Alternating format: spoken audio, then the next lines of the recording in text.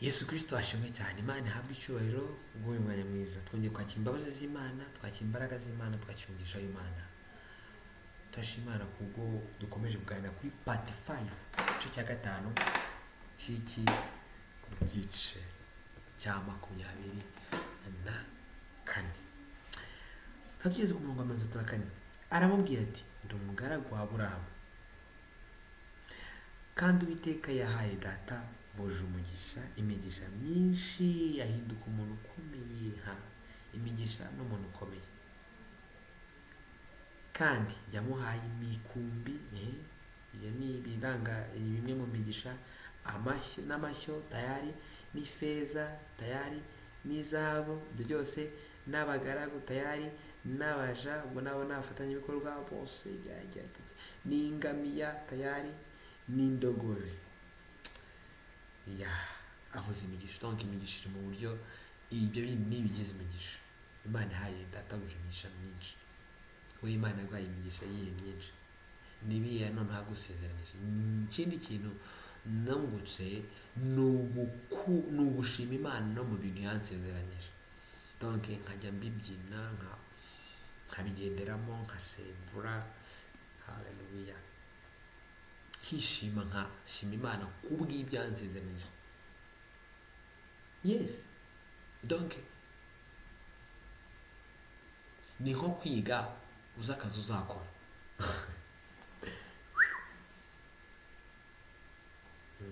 Kwiga uzi akazi uzakora, uzi amanota uzabona,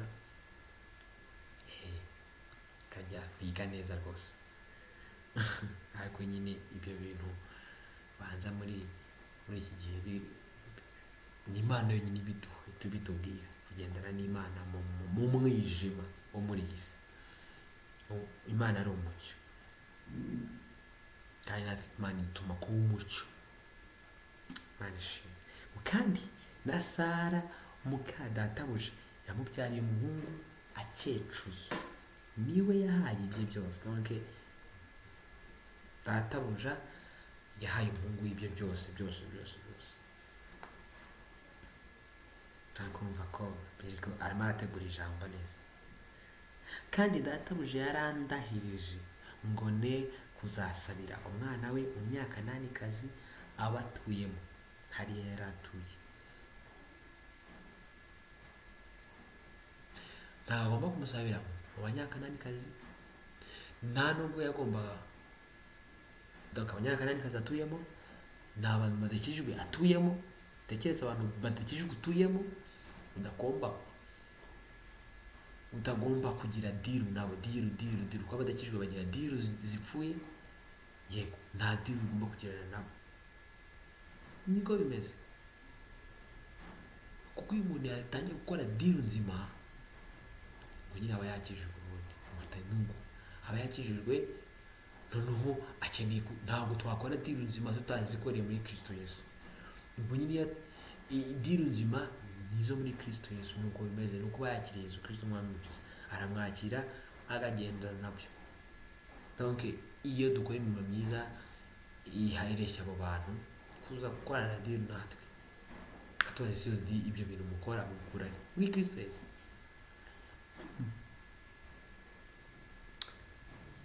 Yamuhaye ibyo byose.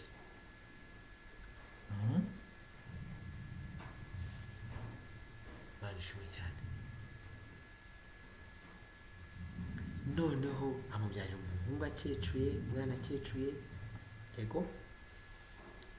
Noneho sasa ngo kandi databuja yarandahirije ngo ne kuzamusabira umwana mu Banyakananikazi atuyemo, kandi nta nubwo anagomba no kuzamuzana.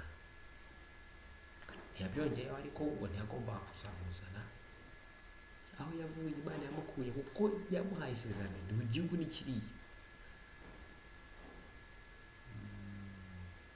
nta gusubira mu bya kera.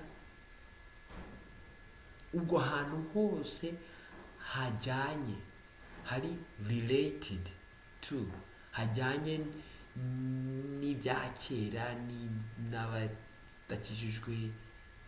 Wapi gukorana n'abantu Imana yaguhaye bashaka gukora ibintu byiza. Donc arimo arasobanura umurongo umurongo barerewemo bakoreramo, kugira ngo nibanaganira baze kugendera muri uwo murongo. Namara avuga ku giti cye, mbwira databuja nti ahari, yes, umurongo wa 38, ahubwo ngo nzajye muri mu nzu ya se no muri bene wabo, ngo abe ariho nsabiramo umwana we. Inzu ya se, wakibaza niba barabakijijwe, birashoboka ko byari biri aho, ko Aburahamu niwe wari umurangana n'Imana mu buryo buri tuzi buri straight bufatika, ariko hari gahunda yamenye yuko muri bene wabo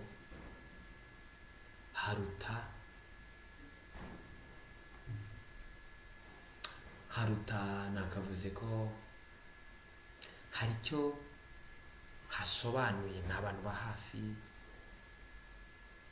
donc ni ukuba muziranye tu, ni ukuba muziranye. Abanyakananikazi ntabwo baziranye, abanyakanani ntabwo baziranye bidasanzwe, ariko muri Kristo Yesu, niyo duhuriye muri Kristo Yesu, ubwo titre yuko ari umukristo tayari, ubu tutatwatse umuriro, duhaguruka twaba tuvuga ati twamenyanye tayari, wowe uri umukristo, ndi umukristo tayari, nibyo tugatangira tugakorana muri Kristo Yesu. Twirengagije bya bindi cyangwa se tunabishizemo bya bindi yo kuvuga ngo ese ni umukristo, cyangwa se wamenya ko ni gute wamenya ko ari umukristo. Imana iratuyobora, yaramuyoboye mu mugaragu arahageze, Imana ishimwe. Ahubwo ngo nzajye mu nzu ya se no muri bene wabo, ngo abe ariho nzamusabira umwana we. Mbwira databuja nti ahari umukobwa azanga kutuzana. Namara ababwira ko gahunda imeze, aransubiza ati Uwiteka ngendera imbere. Imana ishimwe cyane. Uwiteka, haleluya, azatuma marayika we ngo ajyane nawe, azaha urugendo rwawe ihirwe. Imana ishimwe cyane. Namara ababwira amateka y'Imana, urebye nubwo arimo asobanura gahunda, ariko arimo asobanura uburyo Imana yabanye nawe, uburyo Imana igendana nabo, uburyo bakorana n'Imana. Mbese mu byo dukora, mu ma histoire dutanga, mu ma stories tuvugamo, ni gute tugaragaza imbaraga z'Imana.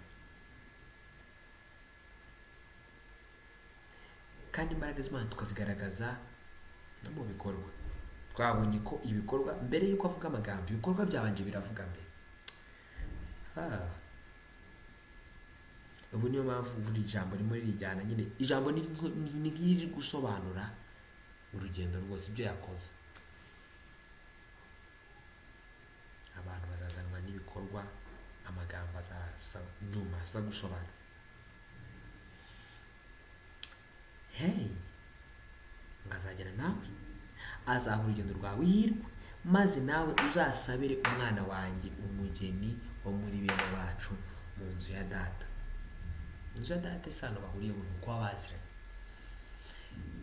Kumenyana dukeneye twebwe ni ukuba duhurira muri Kristo Yesu, cyangwa kuba turi aba Kristo. Yego, Imana ikatuhishurira, ikatubwira iti uriya muntu ameze n'uyu nguyu. Nibyo, Imana niyo iduhishurira, niyo iduha kumenya. Imana irahari, haleluya. Nugera kuri bene wacu, nimba utazafatwa n'indahiro murahije, baramuka bamukwiriye, ntuzafatwa n'indahiro murahije. Ni isezerano bagiranye ry'urugendo rwose ariko. Maze uyu munsi ngera ku isoko ndasenga nti Uwiteka Mana ya databuja Aburahamu, niba uhaye urugendo rwanjye, ngenda ihirwe. Mwibuke isengesho yaseze, dore mpagaze ku isoko bibe bitya. Umukobwa usohoka kuvoma, nkamubwira nti ndakwinginze mpa utuzi ku kibindi cyawe nyweho.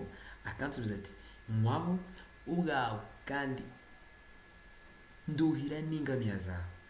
Aba ari we uba umugeni Uwiteka yatoranirije mwene databuja. muraryibuka isengesho turaryibuka ko yarisenze.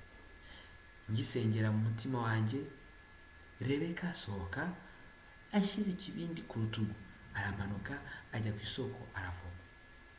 Ndamubwira nti ndakwinginze mpanyweho. Yamaze gusenga amara avuga urugendo uko rwagenze, araruvuga neza rwose.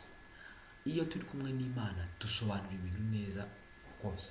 Nkanjye nahoze mbaho ubuhamya nk'uko ibintu byagenze kose, ko byakurikiranye kose. Nari mbahaye urugero rwa bimwe mu byo Imana nayisenzemo tukajyana.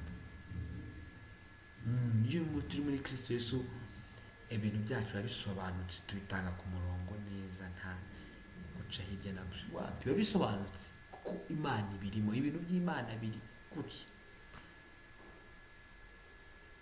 Biba bisobanutse, birisobanura. Iyo ubivuga uba wumva bisobanutse. Imana ishimwe. Imana kuko irahari ngira ibisobanuro. Imana ni umwuka igenda muri twebwe, igenda ngo n'abayisenga bisenga mu kuri no mu mwuka.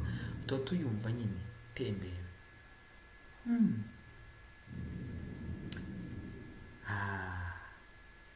Mirongo irindwi na gatandatu ngo acisha bugufi ikibindi n'ingoga agikuye ku rutugu rwe, arambwira ati nywaho nduhira n'ingamiya zawe. Ndanywa kandi yuhira n'ingamiya zanjye. Imana ishimwe. Ndamubaza nti uri mwene nde? Aransubiza ati ndi mwene Betuweli wa Nahori na Miluka. Mbera ko nkatira impeta ku zuru rye n'imiringa ku maboko ye. Murabyibuka ibintu yari yitwaje byose, turabyibuka. Ndunama nikubita hasi nsenga Uwiteka, mpimbaza Uwiteka Imana ya databuja Aburahamu, yanyoboye inzira ikwiriye ngo mboneremo umukobwa wabo wa databuja musabire umwana we. Turibuka ko uko yasenze arimo arabwira uko databuja yamuhamagaye, yamubwiye, bagaherahiranya n'uko Imana yagendanye nawe. Donc mbabwira ati burya Imana ikora ibintu. None rero katwose twumve.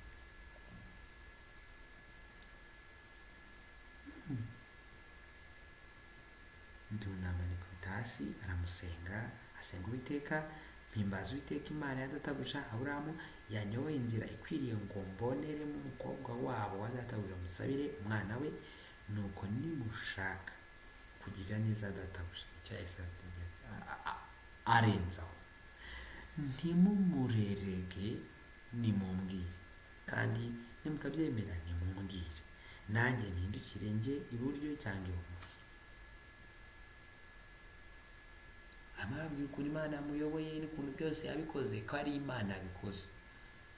Ariko niba mukoze neza mukumvira Imana, nka bya bindi twavuze ngo hari igihe twebwe ubwacu kadufata ababyeyi hari igihe hari icyo bifuza bagikoze. Bivuze ngo nibagikora bari kumwe n'Imana, ntabwo bari butegeke. Nkaga yagakwiye kuvuga ati rero mu umugeni urabona ko byagenze neza. Yes. No. Avuga ati ntibiba bikunda mubikore kuko Imana yabikoze, ibirimo. Ariko n'ibyo bitanakunda ndanajya n'iburyo n'ibumoso, ubwo nyine hari indi shwa, hari kundi Imana iri bubikoze, hari andi Imana iri bubinyoboye. Iyo choice nayo yari ayifite, ntabwo ari yabogamiye ku kintu kimwe. Nta mu isengesho just Imana ishimwe cyane. Donc tujya ku yindi step, ariko icya mbere cyarangiye. Nanjye ni mu gushaka madamu, nk'ubwo nagiye kuri iyo step, hari izindi zabanje. Abo nagiye nkora nabo, nagiye mbasangiza tukaganira, nkava kuru njya ku wundi, nkava kuru njya ku wundi, ari nako kandi abo bose nabaga ndi kumwe n'Imana. Nabaga ndi kumwe n'Imana rwose. Yes. Ni ukuvuga ngo rero nta mu isengesho tegereza, kora gahunda y'ikintu kiri imbere yawe, ya proje ufite, muri proje yawe nugera ahantu ukabona kimwe ntigikunze, komeza urebe ikintu cyakuzuza ya proje urimo, ariko donc uba uri kumwe n'Imana usenga ngo nacyo yari akiteguye. Wow, Labani na Betuweli baramusubiza bati ibyo biturutse ku Uwiteka. Haleluya. Nta kindi tubasha kukubwira, ari cyiza ari kibi, ari n'ikibi. Haleluya. Imana ishimwe ko babyumvikanye, numva ko Imana itegura ibintu bikomeye cyane. Imana iri kumwe natwe. Urumva ko ubuhamya ni ikintu gikomeye. Ubuhamya buje inyuma y'ibikorwa byagiye bigaragara. Buriya niyo mpamvu babyumvise vuba ibikorwa. Dore Rebeka ari imbere yawe, mujyana abe muka mwene shobuja nk'uko Uwiteka yavuze. Umugaragu wa Aburahamu yumvise amagambo yawe, yikubita hasi aramya Uwiteka. Rya jambo yarategereje araribonye. Uwo mugaragu azana ibintu by'ifeza n'iby'izahabu n'imyenda abiha Rebeka, kandi ahana musaza we na nyina ibintu by'igiciro cyinshi. Kumva ibikorwa birakomeje. Ibikorwa ntabwo bihagarara hahandi yagize, no, ibikorwa ni ibintu bihoraho, ntabwo bihagarara hahandi ngo bahuriye ku iriba gusa, no, bihoraho. Labani nawe yarakeneye ibindi bikorwa ko bimugeraho nawe n'abandi, na nyina urabona ko byamyezeho gutyo bose. Ibikorwa ntabwo birakomeza.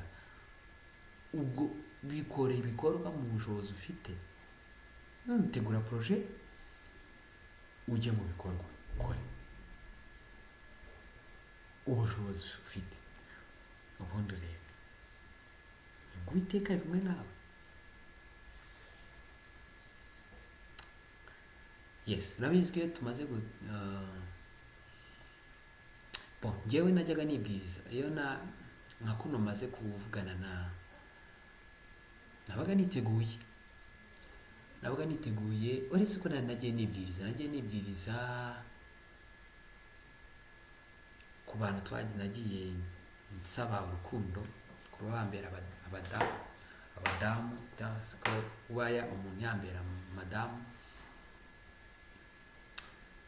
Ni rwo rugero rumwe nafashe.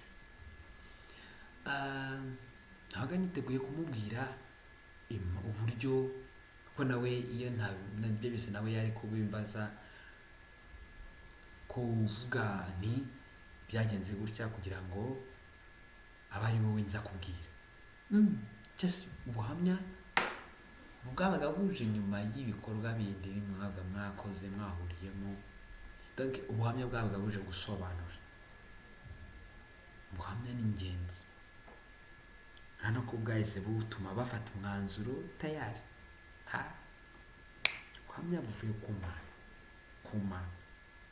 Uburyo Imana ibana natwe nibwo buhamya dukeneye gutanga, nibwo busobanutse, ni nabwo abantu bakeneye. Haleluya. We n'abo bazanye bararya, noneho barafungura, baranywa, urumva ko ibirori byashyushye, ibirori birarimbanje, baraharara buracya. Babyuka mu gitondo, arababwira ati nimunsezerere nsubire kwa databuja. Igisubizo yakibonye, Imana ishimwe. Umusaza w'umukobwa na nyina baramusubiza bati umukobwa nasigarane natwe iminsi 10 cyangwa isagaho azabone kugenda. Ni icyifuzo batanze. Utanga icyifuzo ugategereza ko bawusubiza. Harabasubiza ati mwintinza kuko Uwiteka yahaye urugendo rwanjye hirwe, namusezeje nsubire kwa databuja. Icyo gisubizo yabahaye. Bacyitwayemo gute? Baramusubiza bati reka duhamagara umukobwa tumubaze, twumve irimuva mu kanwa. Donc ibintu byacu dukora bagakwenda, bagategetse, bagatanze itegeko, ariko nabyo birashoboka, ariko gahunda mu murimo w'Imana, ikintu gifatika, Imana niyo itanga itegeko, abandi bandi dutanga icyo tuba dutanze nicyo cyaba ari itegeko, tugitanga ari icyifuzo, yaba kugitanga imbere y'Imana kiba ari icyifuzo, yaba no kugitanga hagati yacu kiba ari icyifuzo, tugategereza ko dusubizwa icyifuzo. Yaba umukuru akibwira umuto, kuko nanga bari ababyeyi bakibwira umugaragu bagategetse, yaba umukuru abwira umuto ni icyifuzo, yaba umuto yabwira umukuru ni icyifuzo, bagafatira hamwe umwanzuro, bakagira icyo bahuriraho. Baramusubiza bati reka duhamagare umukobwa tumubaze twumve iri muva mu kanwa. 58 cyangwa 58 bahamagara Rebeka, baramubaza bati urajyana n'uyu mugabo? Arabasubiza ati turajyana. Rebeka abashyizeho kashe. Rebeka nawe nk'umuntu wasenze, ibyo byose afite uburyo yasenze, ibyo byakiriye vuba. Navuga ati se natindiganya, icyifuzo cy'umugaragu ni iki ngiki, cy'umuntu waje ngombwa ko ucubana ni ingenzi, yaje ashaka umuntu. Basezerera kuri Rebeka mushiki wabo n'umurezi we, basezerera umugaragu wa Aburahamu n'abana be, bifuriza Rebeka umugisha. Baramubwira bati mushiki wacu uzabe nyirakuruza w'abantu, inzovu ibihumbi, urubyaro rwawe ruzahindure amarembo y'abanzi barwo umugisha. Hano ko umugisha ukomeza gutembera kuri Aburahamu nyine tayari, si Aburahamu gusa no ku rubyaro rwe, kuko Imana yabimusezeranije ngo urubyaro rwe ruzangana n'umusenyi wo ku nyanja. Urabona ko byaje, abonye umugeni Isaka. Rebeka arahagurukana n'abaja be bajya ku ngamiya, zirabaheka bakurikira uwo mugabo. Uwo mugaragu ajyana Rebeka, aragenda, baragiye, barimo barahimbaza Imana. Nk'igihe wabonye ibisubizo runaka, ibisubizo isaha n'isaha biba bihari. Haba hari ibyifuzo cyangwa se ibyifuzo bya bindi biri imbere cyane, cyangwa se icyifuzo runaka kivuga ngo titre ni iki ngiki, niba ari inzu n'urugero ni iyi ngiyi, ariko hejuru yo kubona inzu wenda urimo urakodesha, hari ibindi bisubizo ugiye ubona Imana iguha amafaranga wishyura inzu, ngo naho ibisubizo biba bihari. Ubona tayari noneho we yageze ku cyifuzo cya kindi kiri genero.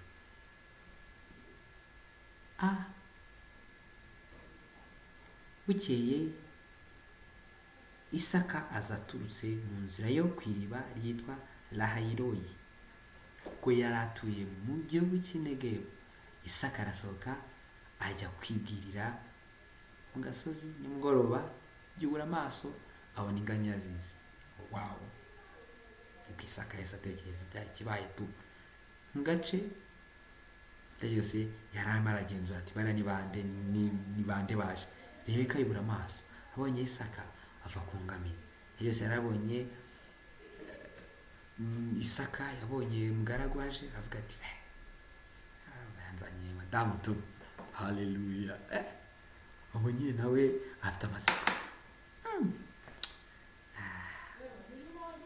Twakire mu izina rya Yesu. Twakire isezerano ry'Imana mu izina rya Yesu. Twakire ibyo Imana yatugeneye mu izina rya Yesu. Mu isengesho, mu bikorwa byiza nibyo bihamagara ibisubizo byiza. Ibikorwa byiza nibyo bihamagara ibisubizo byiza. Proje nziza nizo zihamagara ibisubizo byiza. Wow! Haleluya!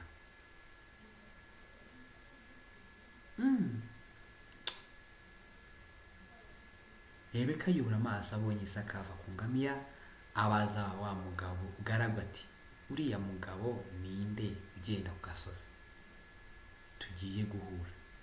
umugaragu aramusubiza ati ni databuja. Rebeka yenda umwenda we yitwikira mu maso. Ubwo nyine nawe ari muri celebration nyine, iyo ni imico yabo. Donc ni nko guca bugufi no gutuza. Haleluya. Tuza nyine, iyo umuntu ari mu bisubizo nabwo habamo gutuza, kugendamo gake. Haleluya. Habamo gusimbuka, gusirimba no kugira aho ugenda gakeya. Ntabwo batweretse aho Rebeka ibyo byose. Muri ibi bintu byose tuzi uburyo tujya dusereburamo iyo twabonye ibisubizo. Uwo mugaragu atekerereza Isaka ibyo yakoze byose. Isaka azana Rebeka mu ihema rya nyina Sara, aramurongora, aba umugore we, aramukundwakaza. Isaka ashira umubabaro wa nyina yapfushije. Haleluya. Gakeneye ijambo ry'Imana.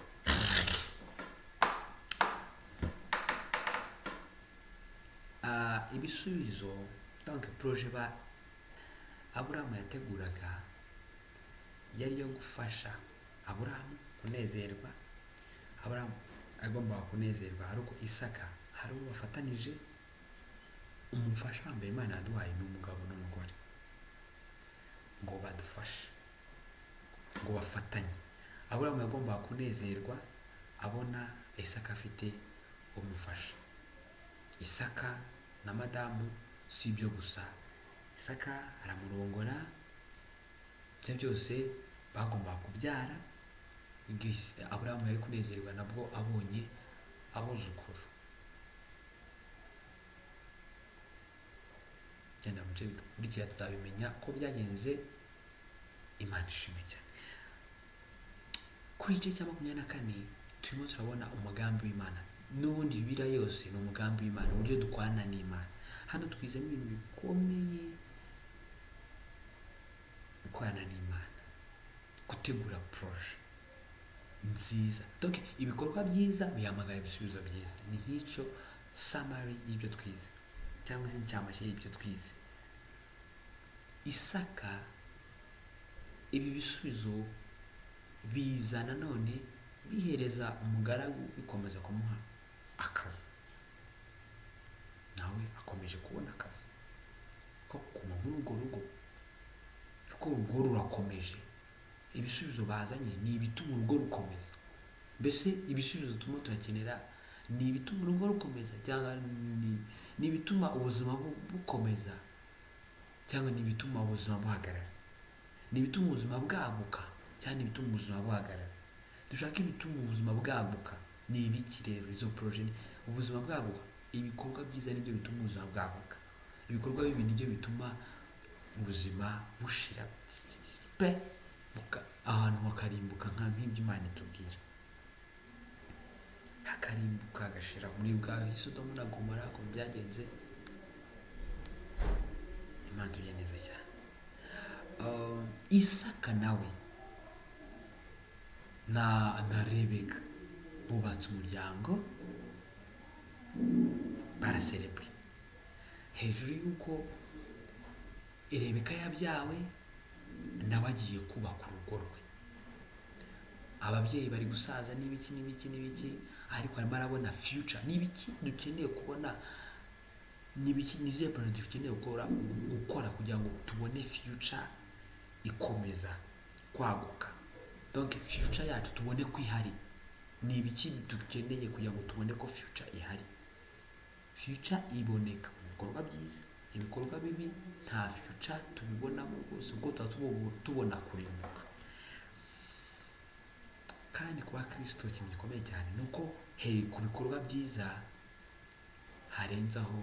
Yesu niwe wavuze ngo mwebwe mwasize ibyanyu, siga umuryango, abadamu, abana, imirimo, ibyanyu byose kubwa Kristo Yesu, mukankurikira, ngo mukiri mu isi nzabakubwira inshuro 100 ibyo byose mwasize nzabibakubira inshuro 100 kandi kigeretseho, nzanaba n'ubugingo buhoraho. Hari iby'Imana iduha, ibi byose bituma future ikomeza kubyibuha. Aburahamu akanezerwa, umuryango kwa umuvandimwe w'Aburahamu aho bohereje Rebeka bakanezerwa, umugaragu akanezerwa. Rebeka yazanye n'umuja akomeje kubona akazi. Rebeka na Isaka baranezerewe kuko ngo Rebeka yamumaze umubabaro wa nyina yapfushije.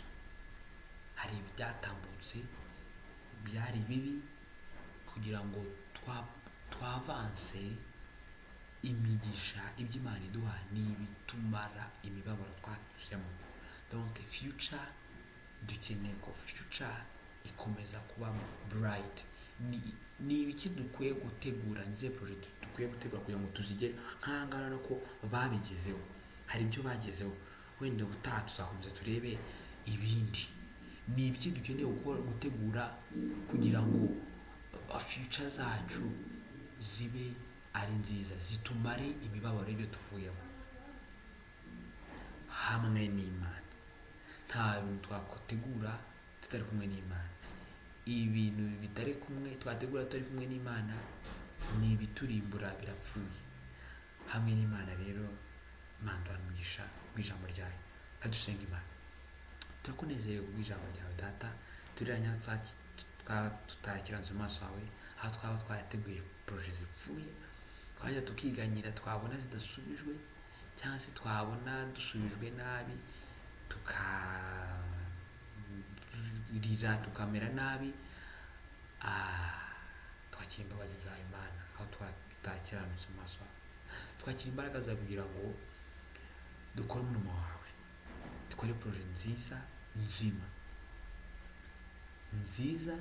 kugira ngo uzisponsoring. Haleluya. Twakiriye umugisha wawe uva mu mirimo yawe baduhaye gukora. Cyongiwe cyawe, turakunezerewe, uhimbazwe, ushyirwe hejuru, usingizwe. Byose tubiza twizeye mu izina rya Yesu Kristo umwami wacu. Haleluya. Turakwiye gukomezwa n'ibyo byacu byo tugomba gukora. Cyose nibona imirimo myiza dukora, twese tuhimbaza izina rya Yesu Kristo umwami wacu. Amen. Uhimbazwe, ushyirwe hejuru, turakunezerewe. Ikaze mu mutima wacu, ukomeze ukore ibintu bikomeye muri twe. Imana iduhanisha mu izina rya Yesu Kristo umwami wacu. Amen. Karibu rero no ku zindi mbuga. Mu gihe tutarategura video nka gutya kuri YouTube, tuba turi ku zindi mbuga: Facebook, WhatsApp, Instagram, Twitter. Tukishanje tukaganira kuri aya magambo. Ubu ngubu tugiye gutangira igice cya 25. Karibu. Ijambo ry'Imana niryo ryiza, niryo rituma dutegura ibyo bikorwa byiza. Nahandi tubikura ni mu ijambo ry'Imana. Ibikorwa byiza, iz'ibisponsoring, dutegure future itumara ibibazo, itumara imibabaro y'ibyo twanyuzeho. Imana turamugisha. Haleluya. Amen.